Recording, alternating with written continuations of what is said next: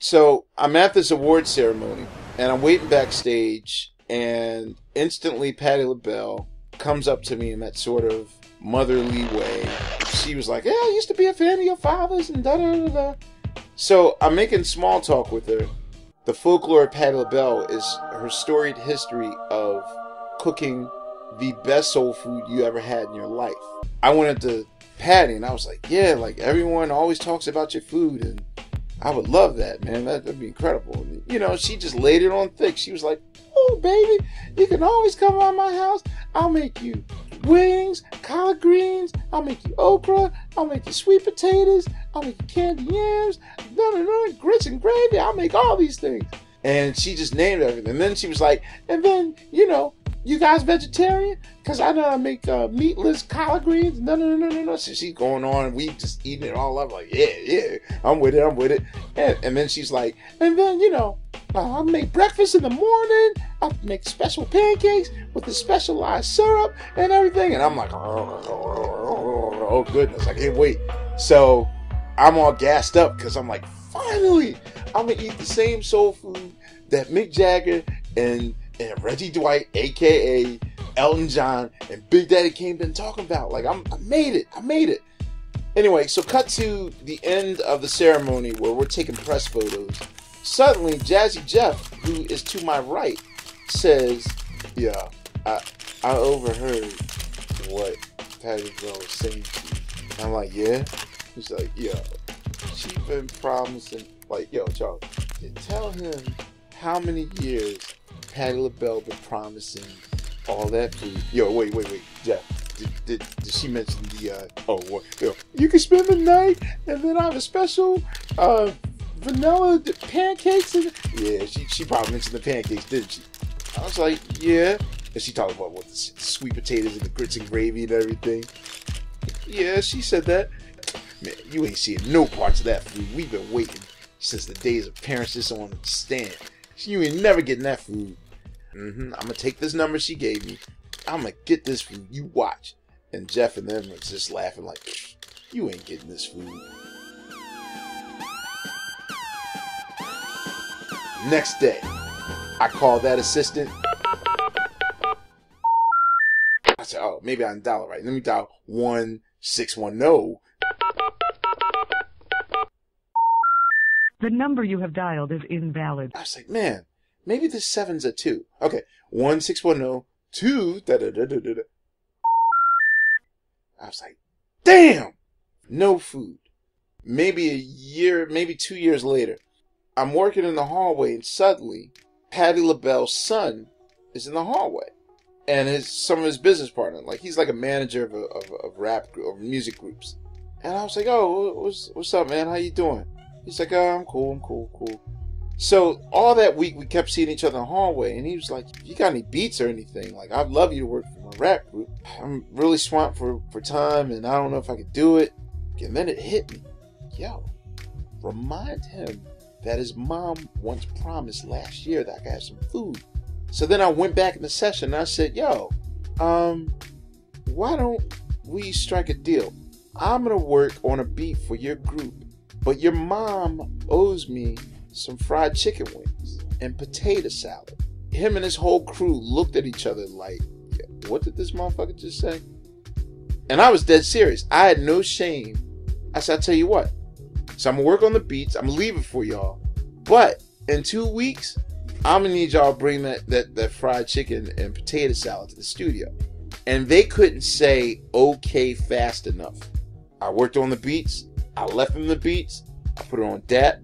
Left it for him. Went on tour. Came back 2 weeks later. Nothing. They weren't at the studio no more. Paged them. Nothing. And after a while, they were just like, in my studio, the engineer laughing at me like, "Yo, man, just give up, Amir. You cut a beat for some chicken? Man." I'm at my new studio headquarters working on some other music. I forget what project I'm working on. And I happen to be wandering in the hallway, and I see legendary Philadelphia songwriter and producer Bunny Sigler. So this particular year, he is living very well because 2 of his songs are on high selling records. And, you know, I was like, yo, Bunny Sigler, how you doing? He's like, hey, Questlove, how you doing? What you doing? And I'm like, oh, so what are you working on? I'm gonna write some songs for Patti.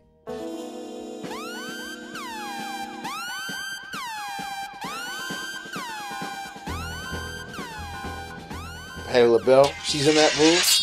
He's like, no, I'm demoing the songs for her. I was like, oh, really? I said, so you songwriting right now? Like, what process of the song you in? So he says, hey, you free tomorrow night? Maybe you might want to cut this stuff. They got a good budget, man. I'll pay you whatever. The budget's good. And then it happened. I said, Bunny, I tell you what, let me cut a deal with you. I won't even charge you money. Now, it's been about 5 years, but all I want from Patti LaBelle is a plate of fried chicken and potato salad. He said, wait, what'd you say? I said, look, it's a long story, and I told him the whole story. He says, hang on one second, let me get on the phone. So he goes in another room, and I just hear the muffled talk of, so he comes back in the room and he says, hey, Patti LaBelle says she will bring the chicken wings and the potato salad for you. She won't be here tomorrow, but she'll be here in 2 nights. Just make sure that she brings that food in. I said, all right, man. I come in the next day. I knock the songs out. 2 days. Hey, Dawn, anything? No. 3 days. Dawn? No. 4, 5, 6 days. Are they coming back or?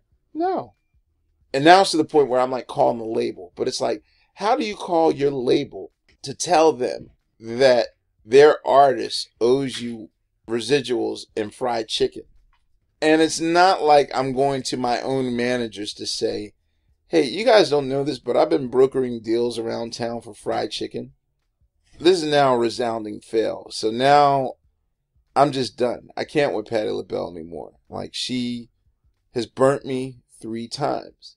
I resolved to never ever negotiate for any sort of food again. I get a phone call. So I pick up. Then I get another call. It's like, hello? Hey. I was like, hey, Jill Scott, how you doing? I said, Jill Scott, as I live and breathe. I said, what you doing? Nothing. I'm kind of stuck on this article. I said, article? What are you doing? Philly Magazine has me writing a blurb about Patti LaBelle.